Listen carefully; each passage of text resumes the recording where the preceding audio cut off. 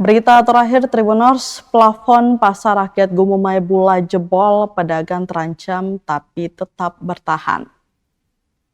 Kondisi bangunan pasar rakyat Gumumai di Kota Bula, Kabupaten Seram bagian timur atau SBT Maluku kian prihatin. Minggu 19 Juli 2026.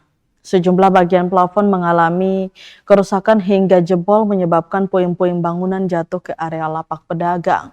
Beruntung puing bangunan tersebut tidak mengenai para pedagang yang menempati ruko tersebut. Pantauan Tribunambon.com Minggu 19 Juli 2026 menunjukkan beberapa bagian plafon sudah ambruk.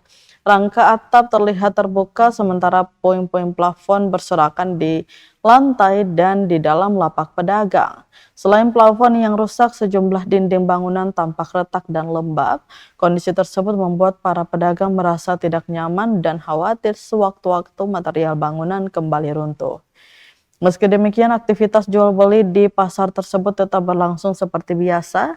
Para pedagang memilih bertahan karena pasar menjadi satu-satunya tempat mencari nafkah bagi mereka.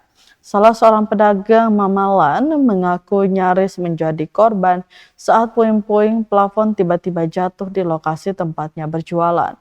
Menurutnya, kerusakan plafon sudah terjadi cukup lama, namun hingga kini belum ada perbaikan dari pemerintah daerah. Mamalan juga mempertanyakan perhatian pemerintah terhadap kondisi kondisi pasar. Sebab para pedagang tetap diwajibkan membayar iuran harian meski fasilitas yang digunakan sudah tidak layak. Ia berharap pemerintah Kabupaten Seram bagian timur segera melakukan perbaikan agar tidak ada korban akibat runtuhnya plafon pasar. Diketahui pasar rakyat Gumumai merupakan salah satu pusat perdagangan utama di Kota Bula yang setiap hari dipadati pedagang dan pembeli. Kerusakan bangunan dinilai perlu segera ditangani agar aktivitas ekonomi masyarakat tidak terganggu dan keselamatan pengunjung tetap terjamin.